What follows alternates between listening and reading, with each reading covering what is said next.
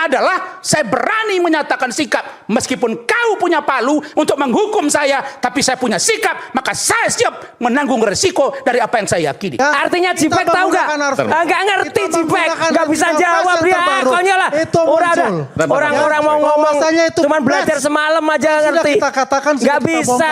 Gimana? Seru kan nonton episode dari Rakyat Bersuara? Sebelum kita lanjut, jangan lupa like, komen, dan subscribe official YouTube dari Okezone. Kalau udah, sekarang kita lanjut yuk nonton Rakyat Bersuara. Sekaligus closing statement, silakan. Ya. Silakan. Ya. Terima kasih. Saya kasih informasi terbaru. Setelah melihat perdebatan-perdebatan ini dan diskusi yang begitu panjang, kita baru diupdate bahwa ke-6 orang yang terdiri dari 2 klaster ini pada akhirnya Pak Jokowi tidak lagi mau restoratif justice. Clear? Ya, enggak apa-apa, saya harus sampaikan. Ini baru ya? Yes. Anda baru komunikasi. Ya.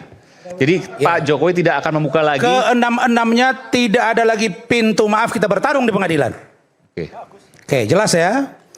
Yang kedua, saya kok berpikir abang saya, Bang Refli Harun ini berbicara. Gini, kalau closing statement jangan menyerang pribadi lagi. Karena kalau dia menyerang, saya akan jawab lagi. Bukan, Bang. Pikiran saya, sebagai seorang lawyer, menurut saya, kita lebih kepada aspek pembelaan hukum yang menjadi hak-hak dari klien kita. Tentulah rumusannya, kita tidak boleh melebihi dari apa yang diberikan kewenangan kepada kita. Karena itu, saluran-saluran sudah kita diskusikan sedemikian rupa. Kalau boleh saya mengatakan, dalam filosofi hukum kita, lex neminem sigit in impossibilia. Bahwa banyaknya kata-kata ungkapan dari sesuatu akan terpatang oleh sesuatu yang tidak mungkin terjadi. Karena itu, bagaimana mungkin kalau ijazah hasil scan, sekali lagi, hasil scan yang kita tidak tahu kebenarannya, kemudian kita perdebatkan di ruang publik, sehingga memakan waktu bertahun-tahun, hampir 1 tahun. Lalu kemudian kita tidak bawa kemana dia bisa ditunjukkan, yaitu di ruang pengadilan. Dan Pak Jokowi sudah menyampaikan bahwa saya akan meminta forum untuk saya membuktikan itu. Dan sudah digaransi oleh kuasa hukumnya, Bung Rifai dan kawan-kawan, bahwa Pak Jokowi akan datang dan membawa pertanyaan. Dan siap menjawab pertanyaan 1000 kalau misalnya ada dari Roy, Rismond, dan Tifa dan kawan-kawan. Ini bukti bahwa Pak Jokowi tidak ada niatan untuk dia mau meminta maaf. Seperti yang disampaikan tadi Bang Refli. Tapi yang benar adalah beberapa waktu yang lalu Pak Jokowi masih membuka ruang agar ada penyelesaian di luar pengadilan, bukan karena takut. Karena mengutip dari pernyataan Bang Refli tadi, Bang Refli mengatakan bahwa Pak Jokowi mengkriminalisasi. Lah, sekarang kita masih ribut nih Bang Refli. Kenapa kok Kapolri di bawah presiden? Banyak orang yang minta, mungkin termasuk dari grup abang. Mohon maaf ini, termasuk misalnya permintaan dari Pak Sunarko yang mengatakan idealnya Kapolri dan institusi Polri di bawah kementerian. Nah sekarang saya tanya abang, sekarang diputuskan oleh Komisi 3 dan Paripurna DPR bahwa Kapolri dan institusi Polri tetap di bawah presiden. Kalau kita lihat secara putusan dan pertanggungjawaban, maka vertikal antara Kapolri dengan presiden. Bagaimana ceritanya Kapolri tunduk kepada Jokowi yang bukan lagi presiden? Maka saya menyatakan pernyataan abang dimaksud sangat keliru. Bahwa kalau Pak Jokowi mengkriminalisasi, saya yakin dari awal mereka ini sudah jadi tersangka, bukan justru berlama-lama. Berikutnya, mari kita cerdas melihat. Saya mengibaratkan ada orang buta bertemu gajah. Satu mengatakan, oh besar badannya. Satu lagi bilang belalainya. Ini yang benar. Terus dipanjat tinggi. Lah, kita tidak sama-sama menyaksikan kebenaran dari objek dimaksud. Bagaimana kita bisa mengatakan bahwa apa yang disampaikan oleh saudara Rifai yang pernah menyaksikan ijazah dimaksud dengan menyatakan bahwa keyakinan Bang Refli dan kawan-kawan ijazah dimaksud palsu 99,9% dan diproduksi. Ini yang bahasa tadi, diproduksi setelah tahun 85. Karena begitu tadi diralat oleh Bang Refli, meskipun dipersoalkan oleh saudara Rifai. Oke lah, kalau itu diproduksi, maka saya tidak yakin akan seberani itu penegak hukum. Nah kalau begitu, mana salurannya? Saya baru dengar tadi dari saudara Rifai, Yarinda Rifai, bahwa kalau mereka ragu dengan lab krim, laboratorium kriminal atau lab forensik Mabes Polri, silakan nanti mintakan untuk BRIN juga menguji itu. Itu ranahnya ada di sana, Bang. Kalau ini tidak kita bawa ke pengadilan, maka tidak akan pernah selesai masalah ini. Itu yang saya sebut tadi, biarkan proses MK berjalan, biarkan sisi suit berjalan. Tapi yang paling pokok, biar Roy, Rismond, Tifa, Rizal Fadila, kemudian Rustam Effendi, dan juga yang satu orang Ibu Kurnia, silakan Anda bertarung di pengadilan. Sejatinya petarung yang handal, dia siap masuk di meja peradilan. Mohon maaf, jangan potong Mas Roy. Mas Roy ini kemarin bilang saya terpidana. Sakit hati saya. Jujur ini Bang, saya tidak terpidana. Yang mantan terpidana itu justru Mas Roy. Nah, itulah yang saya sebut dengan argumentum ad hominem ketika kita berdebat, kenapa nyerang pribadi. Yang kedua, saya ingin jawab Mas Roy. Razman bukan koruptor. Razman bukan pembunuh.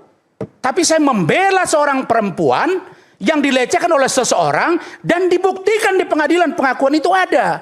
Nah, ketika saya melihat hakim tidak benar, berontak saya. Maka pertarungannya adalah saya berani menyatakan sikap. Meskipun kau punya palu untuk menghukum saya, tapi saya punya sikap, maka saya siap menanggung resiko dari apa yang saya yakini. Kenapa Anda tidak maju dan bertempur di pengadilan? Akan membuktikan bahwa 99% yang Anda katakan itu Mas Roy adalah palsu. Bukan abal-abal. Nanti bukan asli. Barangkali itu dari saya. Terima kasih. Mudah-mudahan saya berharap kita-kita ini tidak usahlah kita terlalu memusuhi antara kita. Karena ini hanya perdebatan biasa. Saya hanya berharap abangku Refli Harun yang pakar. Kita sudah lama bertemu di satu TV swasta Bang. Saya yakin sudahlah Ahmad Khozinuddin yang selalu berbicara menurut saya selalu mengedepankan ayat dan hadis. Tapi justru tidak pada ranah yang seharusnya dia lakukan. Karena setahu saya, kalau ada kita melihat sesuatu yang tidak benar, ajaklah kepada kebaikan dengan cara lemah lembut dan bijaksana. Ud'u ila sabil rabbika bil hikmah wal mau'izatil hasanah wajadil billati ihsan. Saya sebetulnya menunggu dia malam ini. Saya mau katakan bahwa kalau ada kemungkaran tidak melulu dengan kekerasan, tapi bisa dengan lemah lembut. Seandainya Bang Refli, Mas Roy, Rismond, Tifa tidak gencar membangun opini tentang pernyataan ijazah palsu Pak Jokowi 99,9%. Tidak berangkat ke kuburan, tidak rame-rame mendatangi Pak Jokowi. Saya yakin barang ini dari awal sudah diperlihatkan Bang. Tapi karena Abang masuk di tengah perjalanan ini, maka muncullah satu sikap Pak Jokowi. Saya tidak mungkin perlihatkan di ruang publik. Mari saya perlihatkan di ruang peradilan. Mudah-mudahan dalam waktu dekat P19 itu bukan sesuatu yang menurut Mas Roy sesuatu kegembiraan. Saya punya pengalaman 1 tahun baru P21. Saya yakin penyidik, kejaksaan pasti profesional. Kita doakan segera ini masuk ruang peradilan untuk membuktikan fakta atau halusinasi tentang ijazah Pak Jokowi. Terima kasih. Oke. Boleh, mau jawab sedikit. Iya, terima kasih Adinda Razman ya. Jadi gini, berbeda pendapat itu boleh saja ya. Tetapi kalau mengatakan bahwa menyesalkan dan lain sebagainya. Gini, kita standingnya sudah berbeda. Anda standing sana, saya standing sini. Dan kita keluar dengan keyakinan masing-masing. Keyakinan kami adalah 99,9% itu ijazah Jokowi palsu. Dan kami tidak menarik itu. Kenapa? Karena itulah keyakinan kami yang didasarkan pada pembuktian ilmiah akademik yang sudah dilakukan oleh 3 orang plus logic thinking yang saya katakan tadi. ya. Tetapi kalau kita ribut di antara kita, ya karena standingnya itu tidak akan berubah. Anda mengatakan Jokowi good person, ya kan? Jokowi ijazahnya baik dan lain sebagainya. Kami bahkan kalau kita melihat misalnya menyitir kata-kata Rocky walaupun dia agak main-main, Rocky Gerung, walaupun bagian depannya saya tidak setuju. Dia bilang, jangan-jangan orangnya palsu. Itu sedang diteliti juga, ya kan?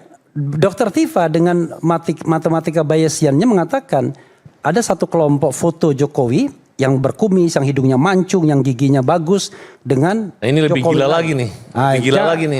Anda jangan main gila-gila ya. Dari ijazah ke orang palsu. Sebentar. Gak bisa. Saya nggak terima cara begitu. Sebentar. Anda dengarkan saya. Ini kan closing statement.